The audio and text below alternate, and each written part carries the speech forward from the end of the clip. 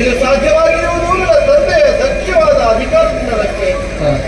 ದಕ್ಷ ಪ್ರಜಾಪತಿ ಮನಸ್ಸು ಮಾಡಿದರೆ ಪ್ರಪಂಚದಲ್ಲಿ ಅಸಾಧ್ಯವಾದನ್ನು ಸಾಧಿಸಬಲ್ಲ ಅನ್ನುವುದಕ್ಕೆ ಈ ದೃಶ್ಯವೇ ನನ್ನ ಕಣ್ಣುಗಳಿಗೆ ಸಾಕ್ಷಿಯಾಗಿ ಒದಗಿರುತ್ತದೆ.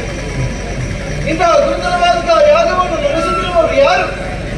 ಸರ್ಪಜ್ಞಾಚಾರ್ಯರು, ಮೃದು ಮುನಿಗಳು, ಸಕಲ ಮುನಿಗಳ ಸಂದೋಹವೇ ಅಲ್ಲ. ಇದು ಮುನಿ ಜಾಲ. ಒಬ್ಬರಲ್ಲ ಇಬ್ಬರಲ್ಲ, ಸಾವಿರಾರು ಮಂದಿಗಳು, ಎಣಿಕೆಗೆ ಮೀರಿದ ಬ್ರಾಹ್ಮಣೋತ್ತಮರು, ಮುನಿವರ್ಗದವರು ಎಲ್ಲರೂ ಬಂದು ಇಲ್ಲಿ ಕರೆತಿರುವವರಷ್ಟೇ. ಪ್ರಪಂಚದಲ್ಲಿ ಬಾರದೆ ಉಳಿದವರು ಯಾರೂ ಇರುವುದಕ್ಕಿಲ್ಲ. ಎಲ್ಲರನ್ನೂ ಬರೆಸಿಕೊಂಡಿದ್ದಾನೆ ಎನ್ನಯ್ಯ. ಆದ್ದರಿಂದಲೇ ಇಂತಹ ದಿವ್ಯವಾದ ಯಾಗವನ್ನು ಸಂಪನ್ನಗೊಳಿಸುವುದಕ್ಕೆ ಅವರಿಂದ ಸಾಧ್ಯವಾಗುತ್ತಿದೆ. ಇನ್ನೊಂದು ಕಡೆಯಿಂದ ನೋಡಿದರೆ ದೇವತೆಗಳ ವರ್ಗ.